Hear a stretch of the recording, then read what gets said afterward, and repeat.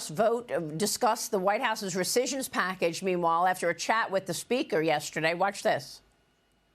The Speaker said on his way in today that he was expecting multiple rescissions packages to come from management and budget. Is that your expectation as well, not just one? I do. I want to see if it passes. I think we're very interested to make sure it passes both the House and the Senate, but we're very open to sending multiple bills. Just to confirm, the package that's coming tomorrow is supposed to include the NPR and correct. It's the same $9.4 billion we've been talking about for a while now.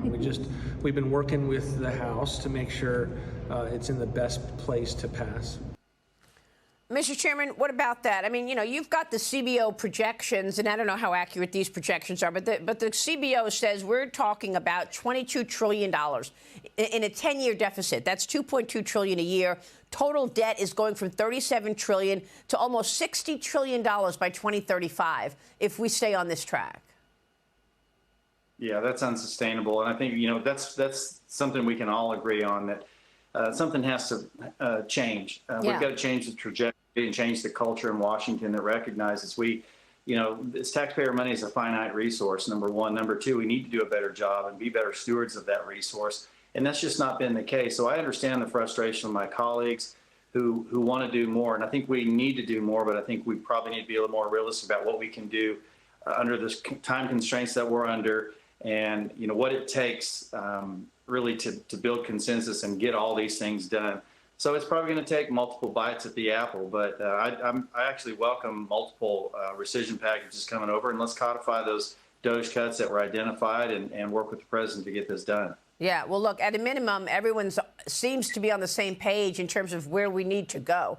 That's a positive. When we get your take on what was most stunning to you as you took this new job as chairman of the Intelligence Committee, sir. I mean, the Trump administration is intensifying its visa crackdown on Chinese students, and I know that China is a major issue undermining the United States. I spoke with the Department of Homeland Security Secretary Kristi Noem about Harvard's ties to China and the Communist Party on Sunday. Here's what she said. Watch this.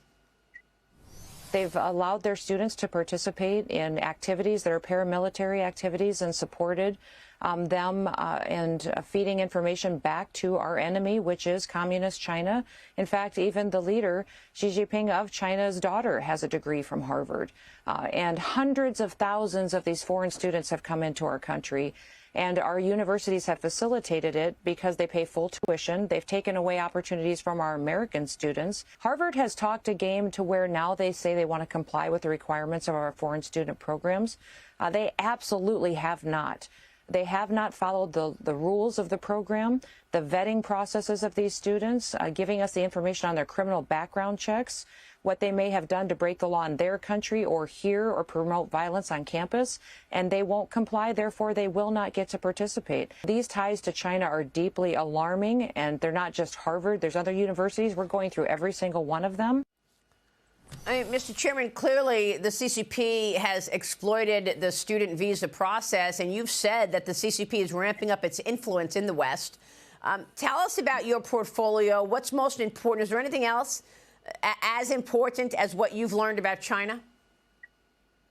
No, I think, she said it right. It's Harvard is sort of, just the tip of the iceberg. There are institutions all over the country that are playing ball with the CCP and have done for years and years and years, but it's been kind of a slow burn, if you will. We're now at a point where we recognize what their agenda is and what it's been over the last 25, 30 years as they've brought Chinese students into universities across the country.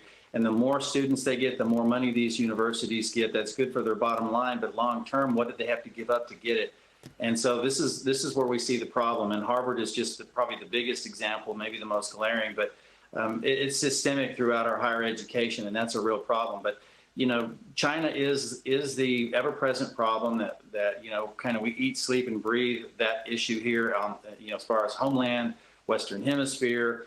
Obviously, internationally, they're belligerents economically around the world, but we're seeing that particularly play out in the Western Hemisphere right here in our neighborhood. And we've got to shore up our neighborhood. We've got to take care of the homeland. We've got to improve counterintelligence. And those are the things that I think they're going to help us stand up to China the way we need to. Well, I mean, I always wonder why there isn't another company in America that does surveillance as well as the Chinese. I mean, there's all that surveillance, whether it be from, Chinese nationals in the country or they're buying up, farmland, or they're, sending a spy balloon into the country. How significant is the surveillance, not to mention the hacks in our telecom system? Sure. So this is where we need to shore up counterintelligence as it applies to protecting the homeland. Those are some gaps and weaknesses that, and quite frankly, our open society that make it easy for China to get a foothold, not only just in the Western Hemisphere, but even here at home. So those are some weaknesses that we've got to address. And I think that we're on track to do that.